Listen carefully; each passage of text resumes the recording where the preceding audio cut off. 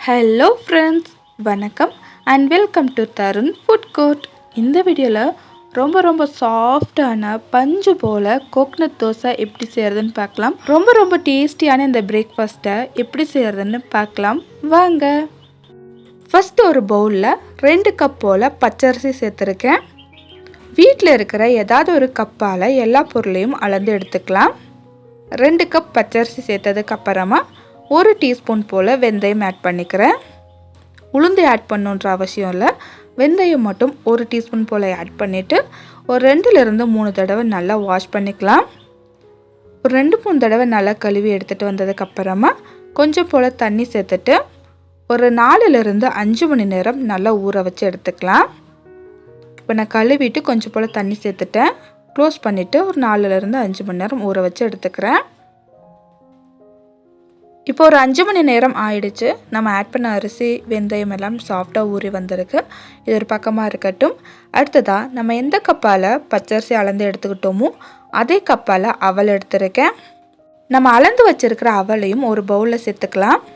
சேர்த்துட்டு தண்ணி சேர்த்து ஒரு 2-3 தடவை நல்லா கழுவிக்கிறேன். கழுவுனதுக்கப்புறமா திரும்பவும் கொஞ்சம் போல் தண்ணி சேர்த்துட்டு ஒரு 15-20 நிமிஷம் நல்லா ஊற வச்சு எடுத்துக்கணும்.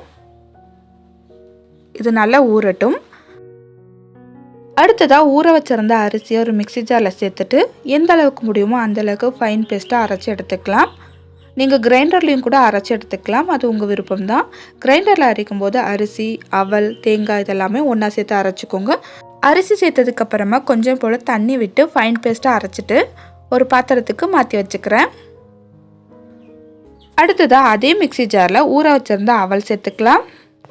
அவல் சேர்த்துக்கிட்டதுக்கப்புறமா எந்த கப்பால் அரிசி அளந்து எடுத்துக்கிட்டோமோ அதே கப்பால் 1 கப் தேங்காய் துருவல் சேர்த்துட்டு கொஞ்சம் போல் தண்ணி விட்டு தேங்காய் துருவல் அவலையும் நல்லா ஃபைன் பேஸ்ட்டாக அரைச்சி எடுத்துகிட்டு வந்துக்கணும்.